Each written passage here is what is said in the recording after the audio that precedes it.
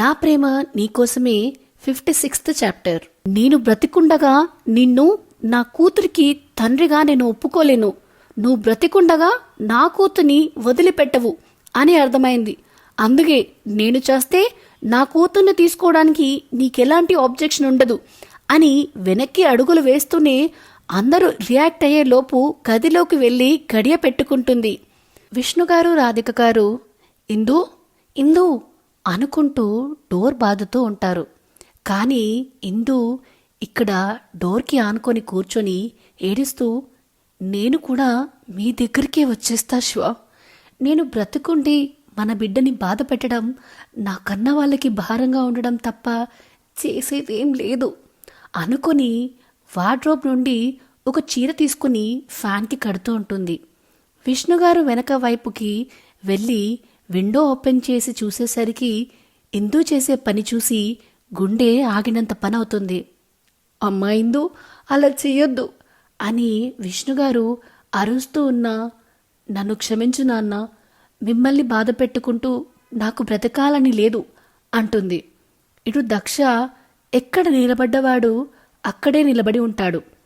విష్ణుగారు లోపలికి వచ్చి, బాబు అమ్మాయిని కాపాడు, లోపల ఉరి వేసుకుంటుంది అని చెప్పగానే రాధిక గారు భయపడి వెనక్కి పరిగెడుతుంది. ఇందు, నా మాట వినవే, నీకు నచ్చని పని మేము చెయ్యము, నీకు దండం పెడతానే, మా కోసం కాకపోయినా నీ బిడ్డ కోసమైనా ఆలోచించవే అని తల బాదుకుంటుంది. నా బిడ్డ కోసం నాకన్నా ఎక్కువగా ఆలోచించే వాళ్ళున్నారమ్మా, ఇంకా నా అవసరం ఏముంది చెప్పు అంటూనే స్టూల్ ఎక్కి ఉరి ముందు నిల్చొని మెడకు బిగుస్తుంది. ఆ మాటలన్నీ వింటూనే ఉన్నాడు దక్షబాబు. విష్ణుగారు డోర్ పగలగొట్టాలని చూస్తున్నాడు. రాధిక గారు ఇందుని బ్రతిమిలాడుతుంది. ఇంకో క్షణంలో నిలబడ్డ స్టూల్ తన్నేస్తుంది. అనగా, నేను ఇష్యుని ఇంకెప్పుడు కలవను అని దక్ష గొంతు వినిపించి ఆగిపోతుంది. ఆ మాటకి విష్ణుగారు రాధిక గారు బాధపడ్డా, ఇప్పుడు వాళ్ళకి తమ కూతురు ముఖ్యం కాబట్టి విన్నావుగా, ఇక రామ్మా అంటారు విష్ణుగారు. ఎలా నమ్మాలి అన్నట్టు ఇందు ఇంకా అలాగే ఉంటే మా అమ్మ మీద ప్రమాణం చేస్తున్నాను, నేను ఇష్యుని ఎప్పుడు కలవను, నీ అంతట నువ్వు వచ్చి పిలిస్తే తప్ప అని స్థిరంగా అంటాడు దక్ష.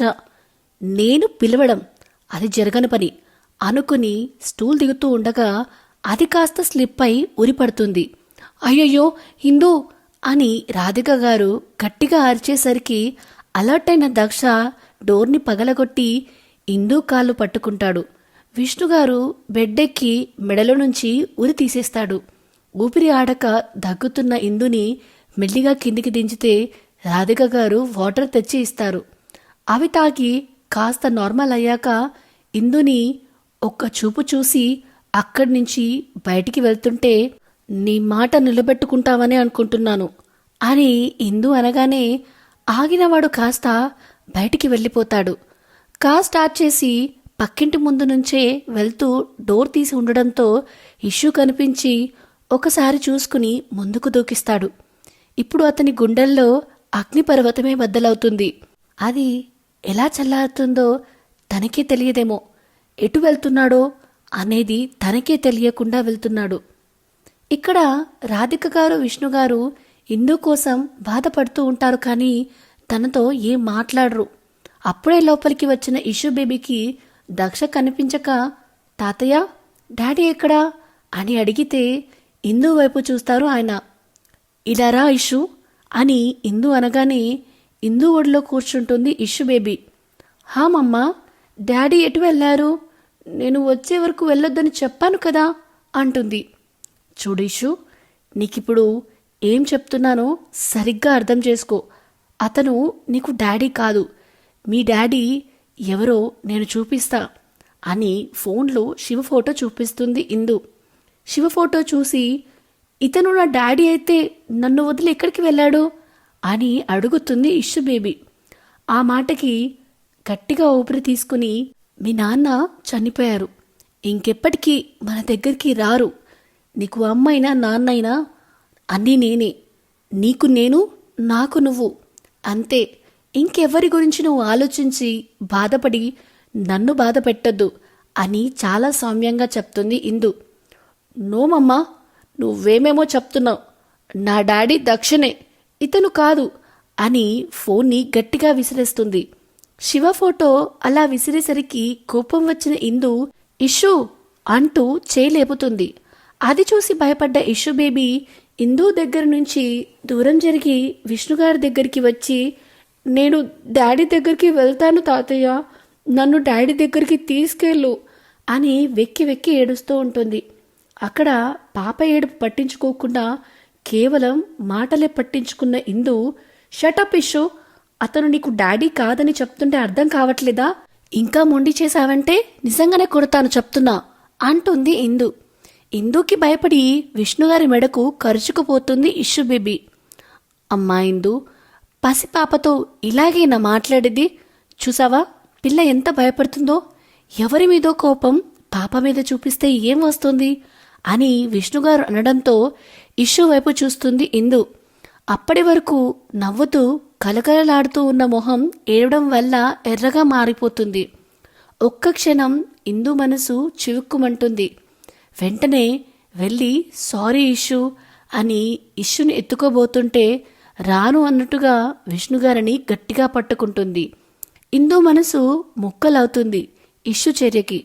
తల్లికి కూతురు భయపడితే అది ఎంత నరకంగా ఉంటుందో ఆ క్షణం ఇందుకి అర్థమవుతుంది. సారీ ఇషు, ఇంకెప్పుడు నీతో గట్టిగా మాట్లాడను, నిన్ను కొట్టను, ప్రామిస్ అని చెప్తుంది ఇందు. అయినా భయం వదలని ఇషు బేబీ విష్ణుగారిని వదలకుండా గట్టిగా పట్టుకునేసరికి, కాసేపు నా దగ్గర ఉంటుందిలే ఇందు, తర్వాత పాపతో మాట్లాడొచ్చు అని గదిలోకి తీసుకెళ్తారు. ఇందుకి ఒక క్షణం తన మీద తనకే కోపం వచ్చి ఇషు మొహం గుర్తు వచ్చి తన రూంలోకి వెళ్ళి ఏడుస్తూ ఉంటుంది. పాప ఇంట్లో ఉంటే డైవర్ట్ అయ్యేలా లేదని కాసేపు అలా బయటికి తీసుకెళ్లి తెలిసిన వాళ్ళ పిల్లలతో ఎంగేజ్ చేస్తారు విష్ణుగారు. వాళ్ళతో ఆడుతుంది కానీ డల్గానే ఉంటుంది. నైట్ డిన్నర్ టైంకి ఇంటికి తీసుకొస్తారు ఇషుని విష్ణుగారు. అప్పుడు కూడా ఇందుతో మాట్లాడదు. ఇందు తినిపిస్తా అన్నా కూడా తినకుండా రాధిక గారితో తినిపించుకుని విష్ణుగారి గదిలో వాళ్ళతోనే పడుకుంటుంది. ఇషు దూరం పెట్టడం వల్ల ఇందుకి బాధగా ఉన్నా ఇప్పుడు తగ్గితే మళ్ళీ మొదటికి వస్తుంది, చిన్నపిల్ల కాబట్టి 2-3 రోజుల్లో నార్మల్ అవుతుంది అనుకుని బాధపడుతూనే పడుకుంటుంది ఇందు. ఎక్కడికో వెళ్ళి ఎవరూ లేని లోన్లీ ప్లేస్లో కార్ ఆపి కిందికి దిగుతాడు దక్ష. తనకి ఆ క్షణం ఎంత నరకంగా ఉందో అతనికే తెలుసు. ఎలా ఎక్స్ప్రెస్ చేయాలో కూడా తెలియట్లేదు అతనికి. ఒక్కసారిగా శివ మీద కోపం వచ్చింది. అసలు తను నన్ను ఎందుకు కలవాలి? వాళ్ళ బాధ్యత నాకెందుకు ఇవ్వాలి? అతని మాటకి విలువిచ్చి పాపకి నేనెందుకు దగ్గరగా వెళ్ళాను అని అరుస్తూ అటు ఇటు తిరుగుతూ ఉంటాడు. అసలు ఆ కోపం ఎంతటికీ చల్లారట్లేదు. అలాగే కారుకి ఆనుకుని ఒక కాలు చాచి ఒక కాలు మడుచుకుని ఒక పిచ్చోడిలా కూర్చుని గతంలోకి వెళ్ళాడు దక్ష. నిరాశ నిస్పృహతో బ్యాంకుకు వెళ్ళి టాబ్లెట్ వేసుకుని కాసేపు అక్కడే గడిపి కాస్త నార్మల్ అయ్యాను అని అర్థమయ్యాక తన బైక్ తీసుకుని ఇంటికి స్టార్ట్ అవుతాడు శివ. తను వెళ్తున్నంతసేపు ఇందు ఇంకా కూతురి గురించి ఆలోచిస్తూనే వెళ్తూ సడన్గా ఒక కార్కి గుద్దబోయి బ్రేక్ వేస్తాడు. ఇంచు దూరంలో ఆగుతుంది బైకు కారుకి. కానీ స్కిడ్ అయి కింద పడతాడు శివ. కారు ఓనర్ దిగి శివకి చివాట్లు పెట్టడానికి దిగుతాడు. ఎవర్రా నువ్వు? చావడానికి నా కారే దొరికిందా అని తిడుతూ ఉంటాడు. ఆ తిట్లు స్టార్ట్ అవ్వగానే శివ పైకి లేచి ఆ వ్యక్తి వైపు చూస్తాడు. ఇద్దరూ ఒకరినొకరు ఆశ్చర్యంగా చూసుకుంటారు. దక్ష, నువ్వా అని శివ దక్షని గుర్తుపట్టి అంటాడు. ఆఫీస్ పని మీద ఇండియాకి వచ్చిన దక్ష కార్కే శివ అనుకోకుండా ఎదురవుతాడు. దక్ష మాత్రం శివని చూసి అతను పలకరించినా మాట్లాడకుండా వెళ్ళి కారులో కూర్చుంటాడు.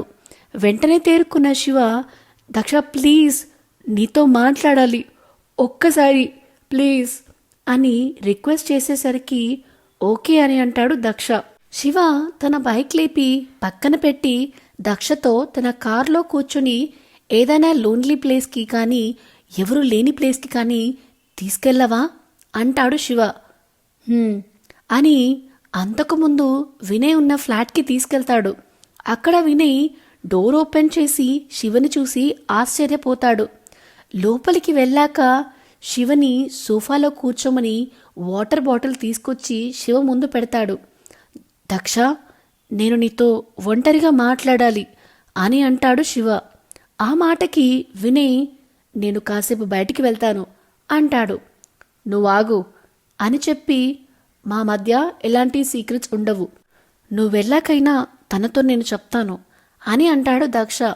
సరే అని, నీకు పెళ్ళయిందా అని అడుగుతాడు శివ. ఆ విషయం నీకెందుకు అని అంటాడు యాటిట్యూడ్గా. ప్లీజ్ దక్ష చెప్పు అని అనేసరికి దక్ష అసహనంగా చూస్తే వినయ్ కాలేదు అని చెప్తాడు. అంటే ఇందుని నువ్వింకా ప్రేమిస్తున్నావా అని అడుగుతాడు దక్ష. ఏ, ప్రేమిస్తే నువ్వు తనని వదిలేసి నాకిచ్చి పెళ్లి చేస్తావా ఏంటి అని వెట్టకారంగా అంటాడు దక్షబాబు. చేస్తాను అంటాడు శివ. ఆ మాటకి దక్ష షాక్లోకి వెళ్తే వినయ్ కోమాలోకి వెళ్తాడు. సో ఇదేనండి నా ప్రేమ నీకోసమే 56th చాప్టర్. సో ఇది 26th చాప్టర్కి కంటిన్యూషన్. ఇంచు దూరంలో ఆగుతుంది శివ బైకు కారుకి. అప్పుడు స్కిడ్ అయి శివ కింద పడతాడు. అప్పుడు ఒకరినొకరు చూసుకొని ఆశ్చర్యపోతారు.